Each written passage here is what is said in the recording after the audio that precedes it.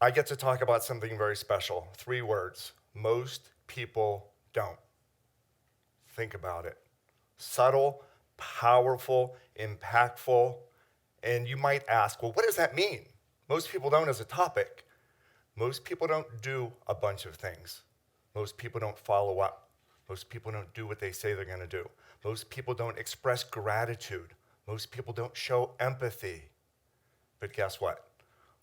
You don't want to be like everyone else. You want to go above and beyond. This notion of most people don't started when I was a recruiter, and I was trying to find the best of the best talent. One of my first recruitment trips, I went to university.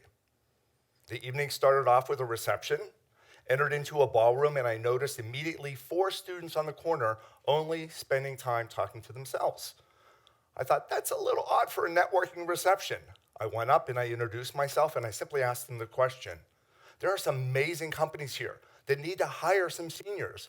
Why wouldn't you be spending time getting to know these other companies? They gave me 2 answers. The first one, haven't seen each other for a long time. We just wanted to get caught up. Okay. The second answer was worse. We're here for the free food. Why would you ever tell a recruiter we're here for the free food? And I thought to myself, how can we change this behavior? So I decided to offer them a challenge. Go around, collect as many business cards as possible, 1 hour, meet me here in the corner of the ballroom. Whoever has the most business cards, I will give you a gift card to your favorite local restaurant. Sure, Mr. Berkey, we like it. We will do that. Great. An hour passes by. I go to the corner of the ballroom. No one shows up. Sad, disappointed. It gets even more interesting. The next morning, one-on-one interviews, 8 a.m. A student comes in, hands me the resume. I review the resume. I look at her face. Wait a second, we met last night. What happened? Why didn't you show up? Her response was, I didn't think you were serious. I didn't think you were serious. Would you hire someone like that? No. Would not hire someone like that. I left that recruitment trip with a couple of thoughts, and they were somewhat sad thoughts. Most people don't follow up. Most people don't do what they say they're going to do. Most people don't accept challenges. I started then to recruit for more senior level positions, and I thought perhaps it would be different. But almost immediately, I felt the same sense of lack of doing, that same theme. Imagine this, I talked to 50 well-qualified candidates, and I wanted to see who would follow up with an email. 10 people followed up with an email. And you realize that typing in thank you into the subject line, 1.7 seconds and 9 keystrokes. That's it. However, most people didn't. However, one woman did this. Sent a follow-up email, customized it, wrote a handwritten note, mailed it, picked up the phone and called me to thank me for the interview. And she finally did this. She put together a 2-page document. This is what I could do to bring value to the open position. She did. Her passion, her enthusiasm, her follow-up. She did what most people don't. You think she got the job? Of course, she got the job. So I started sharing even more of these stories. And it was amazing because the following year, I got an email from a student at a different university that I had been initially recruiting at. He had heard the story of what happened on my first recruitment trip. And he said, Mr. Berkey, I just want you to know, your story inspired me. I went to a networking event in my campus. I connected with 47 recruiters. I challenged myself to do. I got 47 business cards. I followed up with every single one. That young man had the most offers than anyone else in his senior graduating class because he chose to do. So here I am, I'm sharing the ideas of enthusiasm. There are great benefits when you do things. And I had to look inside myself a little and think, I'm not perfect.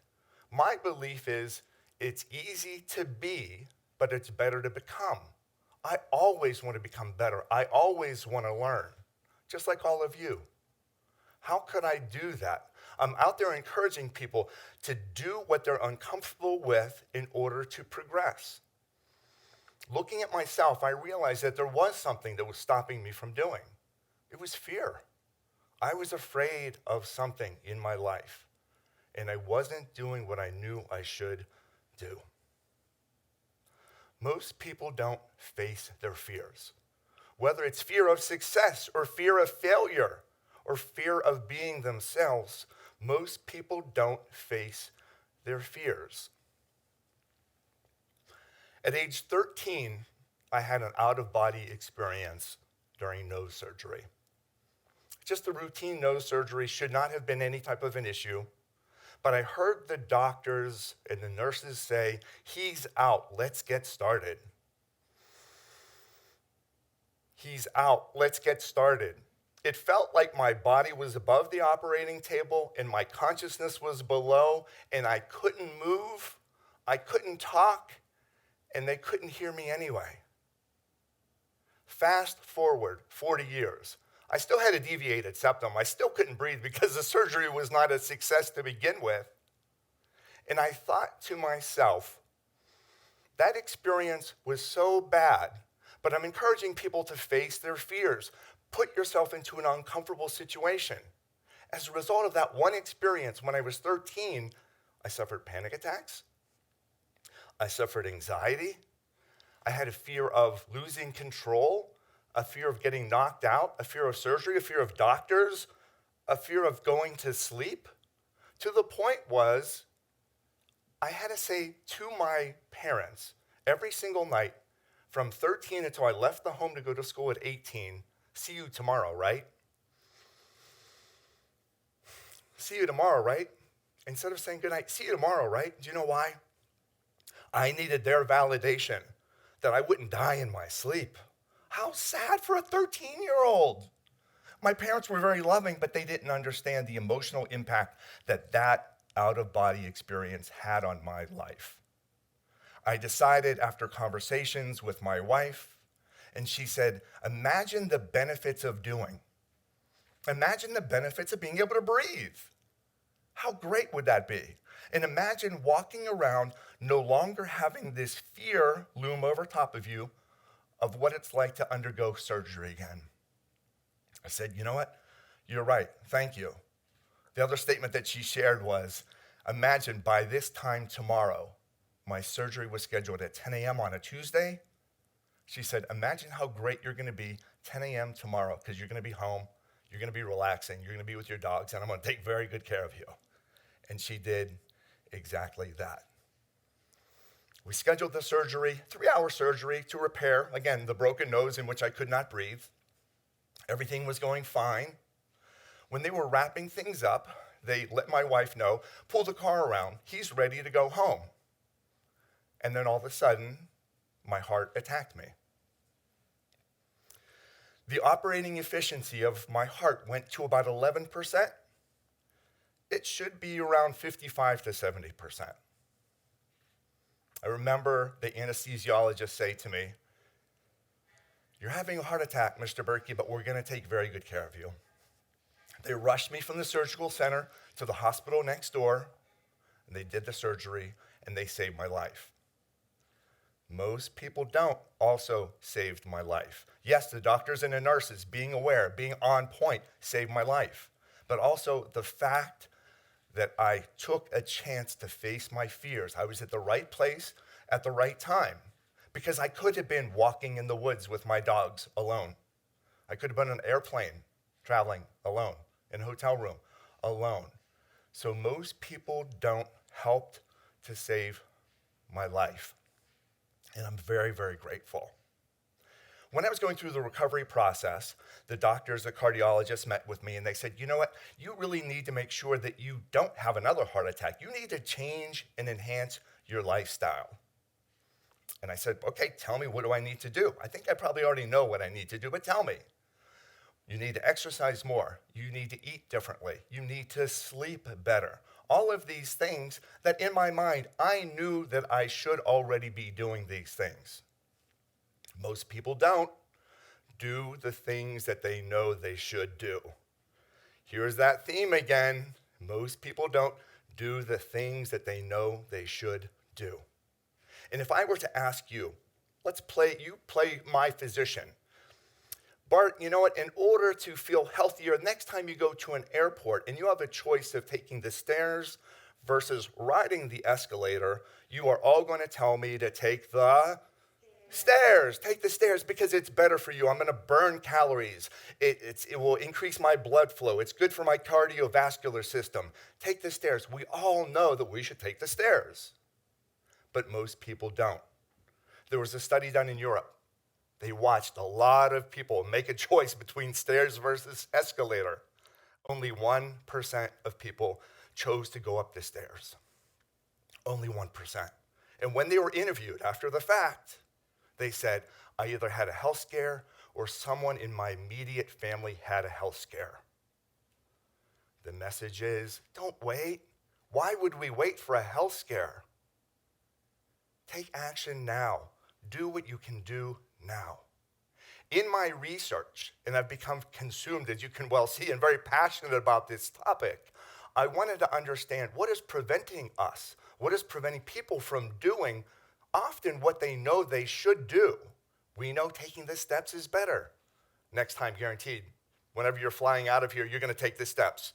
And actually, I have one friend that sends me a note, honestly, about once every 2 weeks, a little selfie, her taking the steps versus the escalator. As a result, over the last 4 months, she's lost 20 pounds.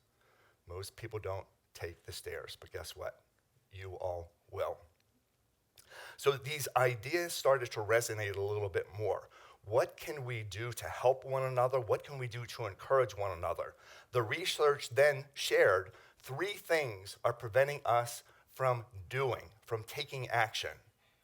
And with the methodology and the thinking, we're going to be able to overcome that. The first one is most people don't prioritize. So what are we going to do? Prioritize. And guess what? You might say, well, Bart, I don't have time to get everything done. You don't need to get everything done. You just need to get done the most important things. Well, how do I know what the most important things are? This is what I propose. Identify 3 things. 3 things that you know you should do, but have not yet had a chance to do. And they're going to be unique to each and every single one of you. But write them down. And then identify what are the benefits of doing this compared to the consequences of not doing it. How severe are the consequences if I don't take action, if I don't do something? And therefore, it's even more than a pro versus con sheet because you're looking at the benefits. What were the benefits of me having nose surgery?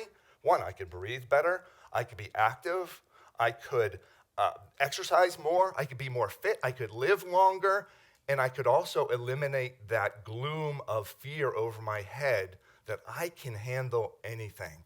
I can do what most people don't do. It was so very, very powerful.